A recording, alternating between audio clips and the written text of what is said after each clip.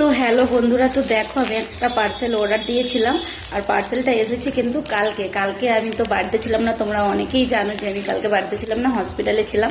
সেই জন্য পার্সেলটা আনবক্সিং করতে পারিনি। তাই ভাবলাম এখন আনবক্সিং করি আর তোমাদেরকে দেখাই যে পার্সেলটাতে আমি কী অর্ডার দিয়েছিলাম।